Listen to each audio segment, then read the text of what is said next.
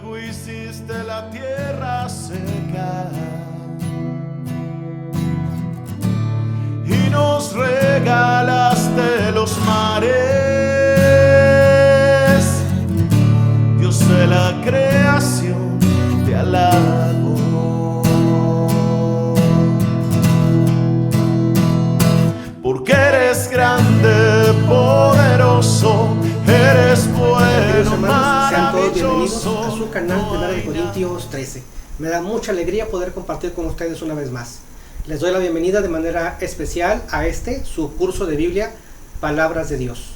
Porque aquí vamos a compartir las palabras más importantes, las palabras de Dios. Y si alguien está interesado en ser parte de nuestro círculo virtual de Biblia, con todo gusto, es bienvenido, es bien recibido. Puede mandar un correo a canal primera de Corintios 13 @gmail.com. Ahí aparece en la pantalla el correo y con todo gusto lo damos de alta en nuestro círculo virtual de Biblia. ¿Qué les parece si antes de comenzar, esta es la sesión 4, ¿qué les parece si antes de iniciar nos ponemos en manos de Dios y hacemos una breve oración? En el nombre del Padre, del Hijo y del Espíritu Santo. Amén. Señor, bendito y alabado seas, Señor. Te damos las gracias por un día más de vida y por todas las bendiciones que has derramado sobre nosotros. Bendito seas, Señor. Te pedimos perdón por nuestras faltas, nuestros errores, nuestros pecados, nuestras malas decisiones. Perdón, Señor, perdón.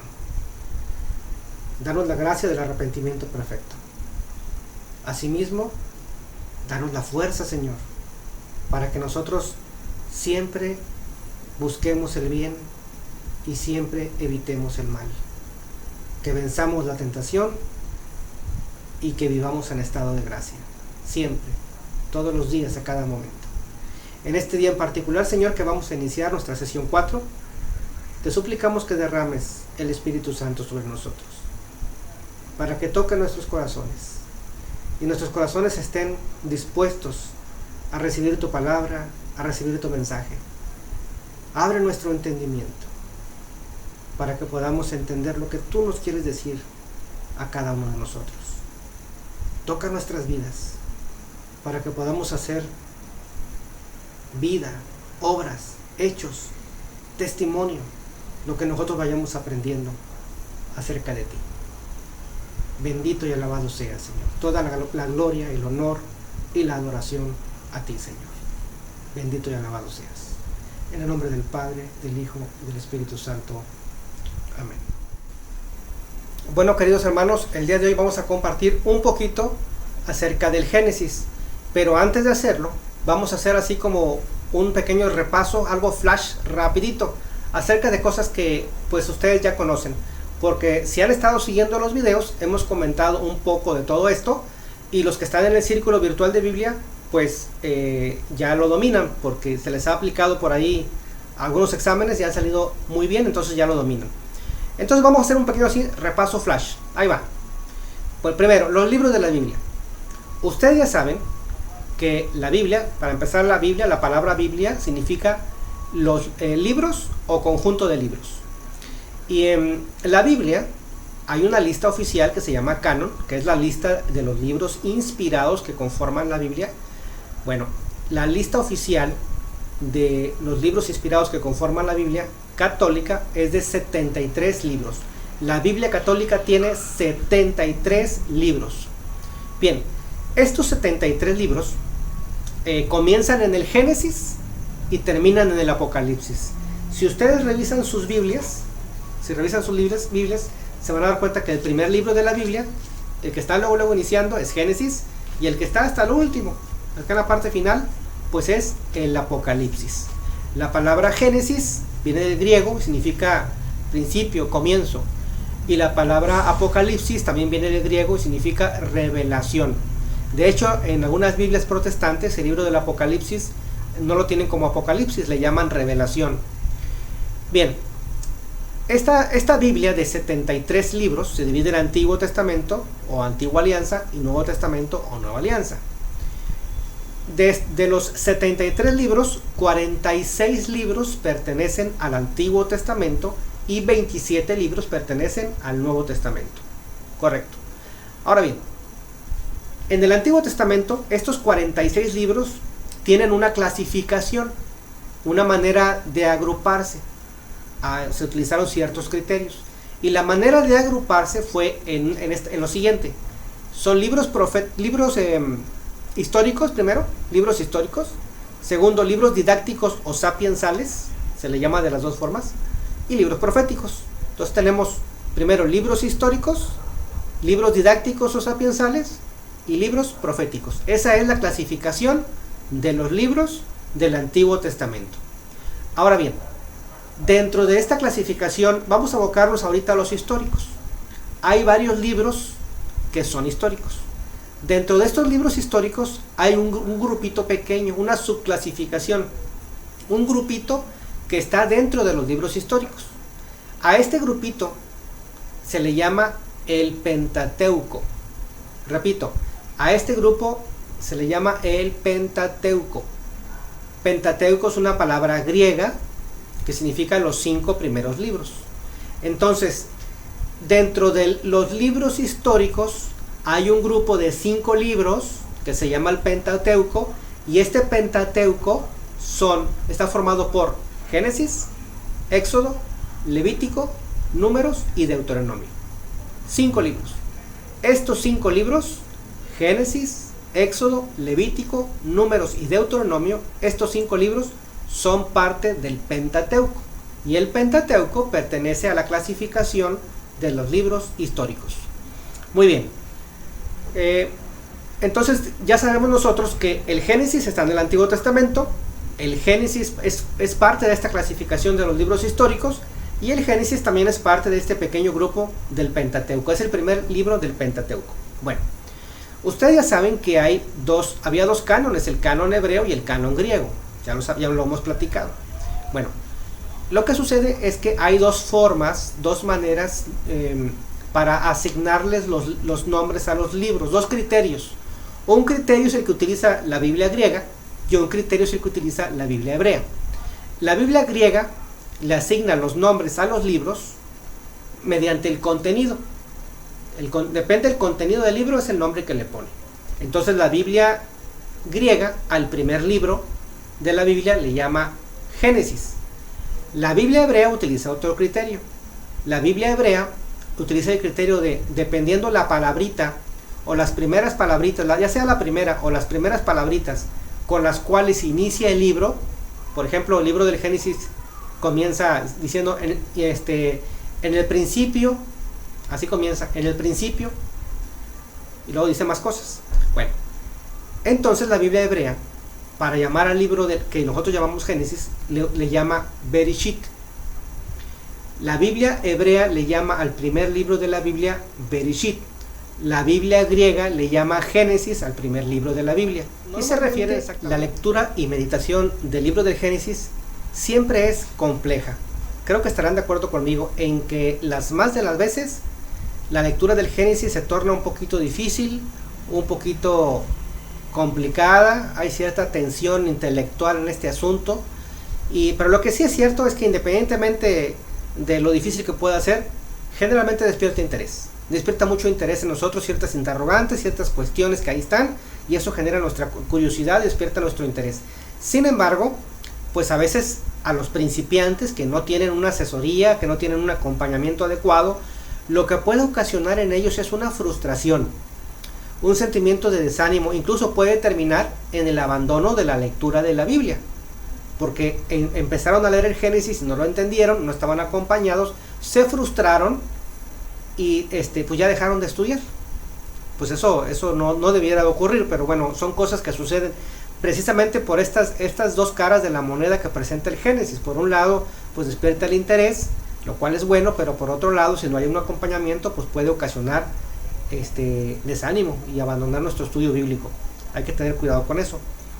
Lo que sucede es que el libro del Génesis está escrito de una forma que choca con la forma de pensar de nosotros hoy en día, ¿sí? La forma de pensar, la forma de leer, la forma de escribir de nosotros, de un ser humano del siglo XXI, es totalmente diferente a una persona de hace 3000 años, que es cuando se empezó a escribir el Génesis. Hace 3000 años, imagínense, son 3000 años de diferencia. Son 3000 años que separan a una persona de hoy con una persona de las que empezaron a escribir el Génesis. Son 3000 años de diferencia. Se dice fácil, pero tiene una serie de impacto y una serie de consecuencias a la hora de querer adentrarnos en el libro y querer entenderlo. Pues por supuesto que choca nuestra forma de pensar con la forma de pensar de aquel tiempo. Es algo difícil, ¿verdad? Entonces, fíjense, si pocas veces, ¿no? Cuando queremos leer, por ejemplo, o interpretar asuntos que tienen que ver con la Edad Media, a veces nos damos de topes con asuntos de la Edad Media. Queremos entender asuntos sobre todo de la iglesia en la Edad Media. Si no podemos entender asuntos de la iglesia de hace 500, 600 años, ¿qué vamos a entender de manera fácil y clara asuntos de hace 3000 años? No, pues no es tan fácil. Entonces ahí tenemos una situación. Entonces, debido a este choque que hay y que tiene un impacto en nuestro estudio bíblico, es importante que el día de hoy compartamos pues algunas cositas que son como un referente, una guía, unos postes de los cuales podemos agarrarnos, sujetarnos y no soltarnos de ahí para no claudicar en nuestro estudio. Son cosas muy sencillas que hay que tener presente para que no abandonemos nuestro estudio bíblico. Son unas cuantas ideas nada más. Por ejemplo, número 1, su tiempo, su época, como ya dijimos, es de hace 3000 años. Compara el día de hoy, nuestra época, con hace 3000 años. No había internet, no había computadoras, no había televisión, ¿ah? No había ni máquinas de escribir, no había automóviles, no había aviones, no había nada de eso, ¿ah? Los medios de transporte que tenemos hoy en día, ni las cosas que tenemos nosotros en nuestro diario vivir. No había nada de eso. Sí, no había climas, abanicos, micros, refrigeradores, no había nada de eso, nada. Es un mundo completamente diferente el de hoy con el de hace 3000 años. Entonces, el primer punto a considerar es que tengas presente que la época y el tiempo son distintos y tienes que tener paciencia, prudencia a la hora de querer interpretar, leer y estudiar el Génesis, porque las épocas son diferentes. Ten presente eso, ¿va? Segundo, el autor. ¿Quién es el autor del Génesis? Acuérdense que el autor sagrado, el autor principal es Dios, ya sabemos, no es palabra de Dios, pero el autor secundario, por así decirlo, lo que llamamos el hagiógrafo, el autor sagrado, durante un tiempo se creía que era Moisés, el autor del libro del Génesis. Hoy hay un consenso entre los entendidos de estas materias, hay un consenso en que no nada más fue Moisés el autor, sino que hay varios autores involucrados en la redacción del libro del Génesis. Hay varios autores, ¿va? Entonces ahí tenemos otra situación a tomar en cuenta. Ya dijimos que el tiempo de la época, cuidado ahí, el tiempo es diferente. Segundo, el autor. No solamente fue un autor, posiblemente haya sido varios autores. Entonces ya hubo varias personas que le metieron mano ahí a los libros, ¿verdad? Hubo varios que intervinieron. Entonces son formas de pensar diferentes, son lenguajes diferentes, entonces porque son personalidades distintas y están de alguna manera reflejadas ahí en el libro, ¿no? En la redacción del libro. Bueno, tercer punto a considerar, sobre todo la primera parte del Génesis. Hay dos relatos de la creación. De eso en otro video lo ampliaremos, pero hay dos relatos de la creación. Algunos lo hemos escuchado, otros hemos leído el Génesis y no nos hemos dado cuenta que hay dos relatos de la creación, y nos hemos dado cuenta porque no hemos leído, no hemos estudiado con detalle, no hemos estudiado con cuidado. El primer relato de la creación está en Génesis 1, el segundo relato de la creación está en Génesis 2. En Génesis 1 es cuando se narra que se hizo la creación en 6 días. En un día se hizo una cosa, en otro día se hizo otra cosa, etc. Y en el séptimo día, pues Dios bendijo el día séptimo y descansó. Bueno, ese es el primer relato. Y luego el Génesis 2 viene otro relato, ¿no? Entonces son dos relatos. Solo que un relato se escribió 1000 años antes de Cristo. Y el segundo relato se escribió 600 años antes de Cristo. Entonces hay dos relatos del Génesis posiblemente por personas distintas, autores distintos y de épocas diferentes. Si entonces un autor lo empezó a escribir 1000 años antes y otro autor lo empezó a escribir 600 años antes de Cristo. Entonces tenemos ahí también una cuestión de diferencia en las épocas que afecta también el asunto de la redacción, ¿verdad? Entonces ahí tenemos otro asunto. Otro detallito que por ahí quiero compartir contigo, para que tomes en cuenta, es que el libro del Génesis cuenta con aspectos históricos y aspectos mitológicos. Y esta parte cómo nos cuesta trabajo a algunos. Sinceramente les comparto, cuando yo empecé a estudiar la Biblia, la primera ocasión que leí el Génesis, algo en mí rechazaba esa parte de que me dijeran de que había aspectos mitológicos. No lo podía aceptar, porque el hecho de que yo contemplara la posibilidad de que hubiera aspectos mitológicos en el libro del Génesis, o en la Biblia en general, pero particularmente en el libro del Génesis, como que diluía de alguna manera la autenticidad del libro. O sea, si el libro tenía cosas mitológicas, hacía que yo lo viera el libro como algo que tuviera algo de falsedad, como poco confiable. Y entonces sí me decepcionaba un poquito. Eso me pasó a mí la primera ocasión que estuve leyendo el Génesis. Yo no daba crédito a eso, me costó trabajo aceptarlo. Por lo tanto, desde mi propia experiencia personal, les comparto esto. Si a mí me costó trabajo y tuve ese choque de pensamiento, por esa razón, muchos otros pueden estar en esta situación y frustrarse. Digo, gracias a Dios a mí no me tocó que claudicar en mi estudio. Bendito sea Dios, yo no claudiqué. Pero pues hay personas que sí dejan de estudiar porque se frustran y pues no aceptan que tenga cosas mitológicas, no entienden por qué, no entienden cómo es posible que un libro de la Biblia tenga cosas así. No lo aceptan, choca ese pensamiento y pues ahí está el abandono del estudio, ¿no? Entonces es importante que entiendas, repito, disculpen que sea repetitivo en algunas cosas, pero tengo que machacarles. El libro del Génesis tiene aspectos históricos y aspectos mitológicos, las dos cosas. Los aspectos históricos son la narración de aquellas cosas que ocurrieron tal cual, quizá algunas con algún matiz, algunos maticitos por ahí, pero bueno, son cosas que ocurrieron tal cual, pudiéramos así decirlos.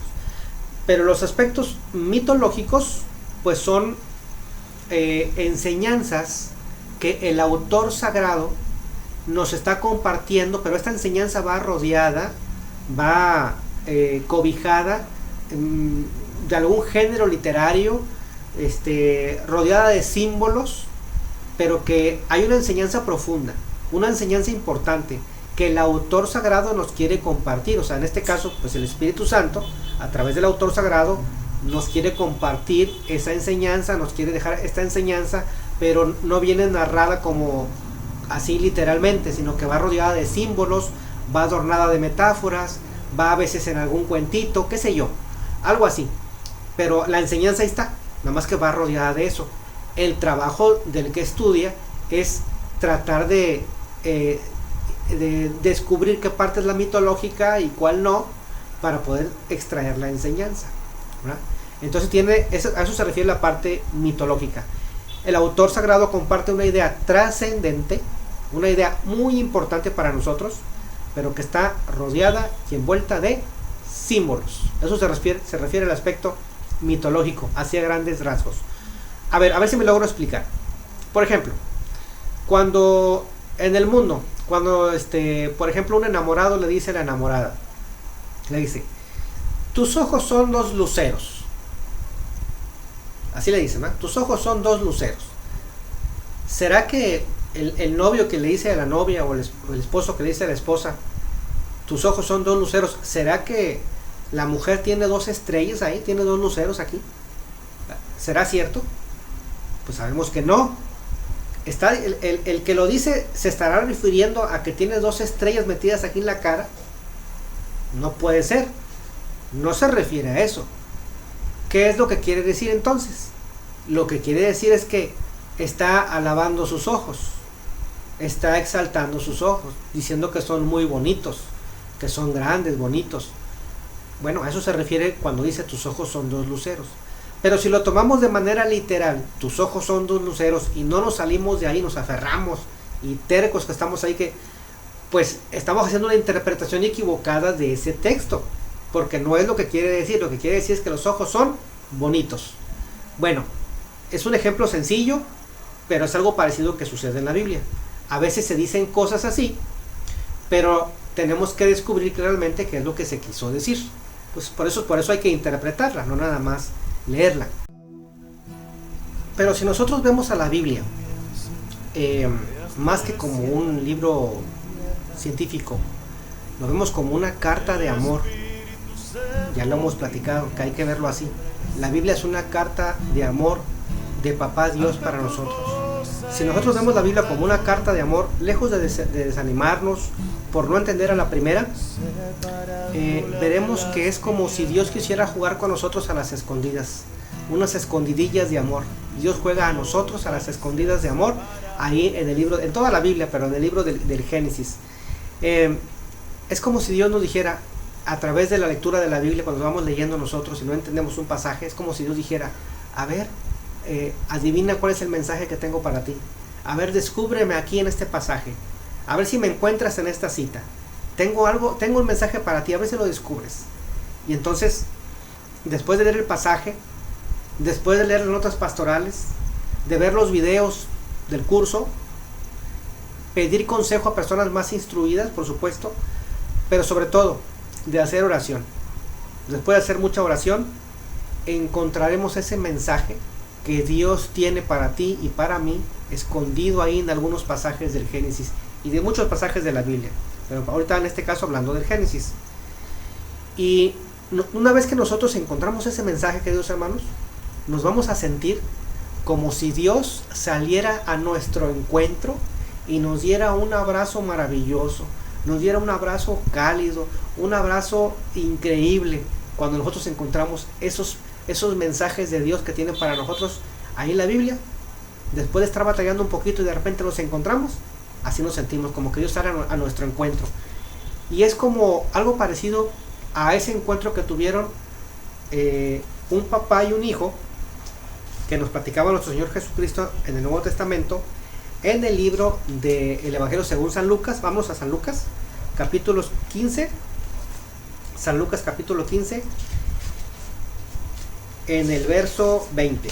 Lucas, capítulo 15, en el verso 20. ¿Ya lo tienen? Bueno, aquí nuestro Señor Jesucristo está platicando una historia, pero esto que está ocurriendo aquí, que vamos a ver a continuación, es lo que sucede cuando nosotros encontramos los mensajes en la Biblia. Dice así: así que se puso en camino y regresó a la casa de su padre. Cuando todavía estaba lejos, su padre lo vio y sintió compasión de él. Corrió a su encuentro y lo recibió con abrazos y besos. Palabra de Dios. Es el encuentro del Padre misericordioso con el Hijo pródigo, de tal manera que cuando nosotros leemos la palabra de Dios, cuando nosotros leemos la Biblia y algo no entendemos, pero hacemos oración y preguntamos y vemos los videos y luego pasado cierto tiempo encontramos el mensaje, nos ponemos muy contentos, nos ponemos muy felices porque hemos experimentado en el encuentro de ese mensaje el abrazo de un Dios Padre, de un Dios amoroso que sale a nuestro encuentro. Qué maravilloso es la palabra de Dios, qué maravilloso es encontrar esos mensajes en este juego de las escondidas de amor con Dios. Fíjense, hoy en día los avances de la ciencia, ya vimos que hay aspectos históricos y aspectos mitológicos del Génesis y también en otros libros de la Biblia. Pero hoy en día la ciencia ha avanzado mucho y también las ciencias que tocan a los asuntos bíblicos han avanzado bastante también. Y con ello ha ocurrido cosas buenas, pero también han ocurrido algunos problemas. ¿Cuál es el problema que se ha presentado? Bueno, pues que hay dos corrientes. En el ambiente del estudio bíblico hay dos corrientes. Y estas corrientes, que tienen que ver con el estudio bíblico, son extremas. La primera afirma que en el Génesis, en el Génesis y en toda la Biblia, ¿verdad?, todo es metafórico, todo es simbólico, ¿sí? Nada es literal. Entonces todo lo toma de manera simbólica. A veces niegan hasta los milagros de Jesús. No, es que la Biblia lo que quiso enseñar aquí es esto, pero no es que haya ocurrido eso, no es que Jesús haya convertido le haya dado de comer a 5,000 personas, más de 5,000 personas con los panes y los peces. No, eso no. No es que Jesús haya convertido el agua en vino. Lo que quiere decir la Biblia aquí es esto. Entonces, niegan todo lo que tiene que ver con la cuestión literal, así como está explicada. Lo niegan. Y todo lo ponen como si fuera simbólico, metafórico. Esa es una corriente extrema. La otra corriente extrema es igual de dañina, es que nada es metafórico. Lo contrario, nada es simbólico, todo es literal. Entonces todo lo interpretan al pie de la letra, así como está ahí, así lo interpretan todo. Entonces, en el primer caso y en el segundo, o sea, en ambos casos, los extremos se tocan, dicen, ¿verdad? Se desvirtúa el mensaje de Dios, se desvirtúa. Entonces hay que tener cuidado, hay que tener mucho cuidado, porque podríamos traicionar el sentido original por el cual fue escrito el libro. Hay que tener cuidado con eso, ¿sí? Subrayamos, el libro del Génesis no es un libro científico, no es un libro de ciencia. Por lo tanto, al no ser un libro científico, no vamos a encontrar ahí el tema del asunto de los dinosaurios. No vamos a encontrar ahí la explicación del Big Bang, la teoría del Big Bang. No vamos a encontrar ahí la explicación detallada y precisa del árbol genealógico de la humanidad, desde Adán y Eva hasta nosotros. Eso no lo vamos a encontrar. Si pretendemos encontrar esas cosas ahí, pues estamos mal, porque el libro del Génesis no es un libro científico, no es un libro de ciencia, no es su intención. Por eso no vamos a encontrar estas cosas, porque no es su intención, no es su propósito. Para eso no fue escrito, ¿sí? Para eso no fue escrito. No fue escrito para explicar esas cosas, fue escrito para explicar otras. ¿Y cómo no nos vamos a frustrar? ¿Cómo no nos vamos a dar de topes a la hora de estudiar y leer el libro del Génesis cuando pretendemos encontrar estas cosas ahí? Cuando pretendemos leerlo como si fuera un libro científico. Hay que tomar en cuenta lo que ya platicamos. Primero, que se escribió hace 3000 años. Segundo, que son varios autores de épocas diferentes, personalidad diferente y demás. Tercero, que hay 2 relatos de la creación, sobre todo ahí en Génesis. Cuarto, que hay aspectos históricos y aspectos mitológicos que están ahí en el libro, ¿verdad? Entonces, ¿qué tenemos que hacer nosotros, hermanos, para no claudicar nuestro estudio? Sobre todo, querido hermano, reza, reza, reza. Haz mucha oración, haz oración.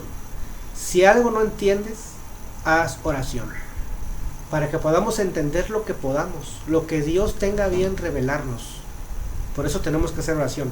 Pero si aún así no logras entender algunas cosas, pregunta, pide explicación. Como aquel hombre, vamos a leer Hechos capítulo 8, vámonos a Hechos capítulo 8, verso 30 y 31. ¿Ya lo tienen? Hechos de los Apóstoles capítulo 8, verso del 30 al 31. Bien, dice lo siguiente. Cuando Felipe se acercó, oyó que el etíope leía el libro de Isaías. Entonces le preguntó, ¿entiende usted lo que está leyendo? El etíope le contestó, ¿cómo lo voy a entender si no hay quien me lo explique? Y le pidió a Felipe que subiera y se sentara junto a él. Palabra de Dios. Bueno, si después de hacer oración no entendemos, preguntemos, como lo hizo el etíope. El Espíritu Santo envió a Felipe a donde estaba este etíope para que le explicara las escrituras. El etíope leía, pero no entendía, pero quería saber, tenía ganas de saber lo que decía ahí. Entonces, la respuesta del cielo al deseo del etíope de querer saber algo, el cielo mandó a Felipe y para que le explicara. ¿Quieres entender? ¿Cómo no? Ahí te va Felipe, ¿verdad? Entonces nosotros tenemos que preguntarle a personas instruidas para que las personas instruidas nos expliquen las cosas que no podamos entender. Y después seguir haciendo oración, volver a hacer oración. Si aún así no entiendes, no te apures, no te apures. Vamos a ver qué nos dice nuestro Señor en esos casos. Juan capítulo 13. Juan capítulo 13, ¿se acuerdan de donde se llevó a cabo el lavatorio de los pies? en el verso 7. Juan capítulo 13, verso 7.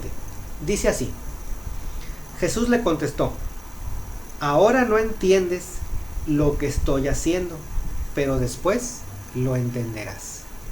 Palabra de Dios. Aquí en Juan 13 se estaba llevando a cabo el lavatorio de los pies.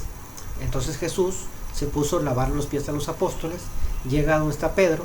Pedro se resiste, no quiere que su maestro le lave los pies, no porque fuera mala persona, sino porque se sentía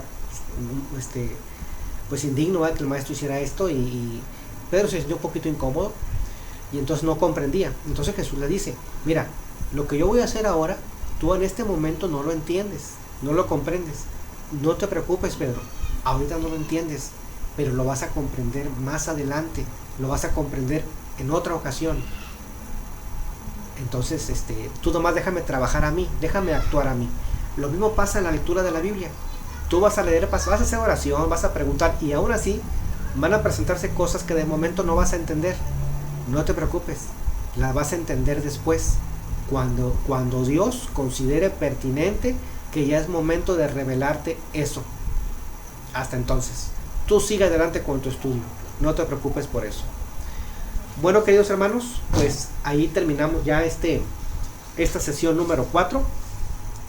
Espero que estas cosas, estos tips, estos comentarios hayan servido como un referente para no claudicar en nuestro estudio del Génesis, no frustrarnos, sino que tengamos una perspectiva diferente cuando estemos leyéndolo, porque ya leímos capítulo 1, 2, 3 y 4, encargamos de tarea capítulo 5, 6 y 7, esa es la tarea, leer capítulo 5, 6 y 7, y no queremos que nadie suspenda su estudio porque no entendió algo y se sintió frustrado.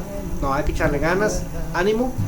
El Espíritu Santo está con nosotros. Yo estaré con ustedes todos los días hasta el fin del mundo, dice el Señor. Entonces hay que creerlo y echarle ganas. Bueno, pues damos por concluida nuestra sesión 4. Les agradezco infinitamente. Les pido de favor que compartan este video en sus grupos de WhatsApp. Apóyennos, compartan este video en sus grupos de WhatsApp, en los grupos de las áreas, en los grupos del movimiento, en los grupos del catecismo, en los grupos de renovación, en cualquier grupo, ¿sí?, con sus familiares. Compartan estos videos para que a lo mejor hay una persona por ahí que ve el video y pues se anima a integrarse a nuestro curso de Biblia, y pues estamos derramando bien para la gloria de Dios. Los dejo con esta canción. Luego hiciste la tierra seca y nos regalaste los mares. Dios de la creación, te alabo, porque eres grande, poderoso, eres bueno, maravilloso. No hay nada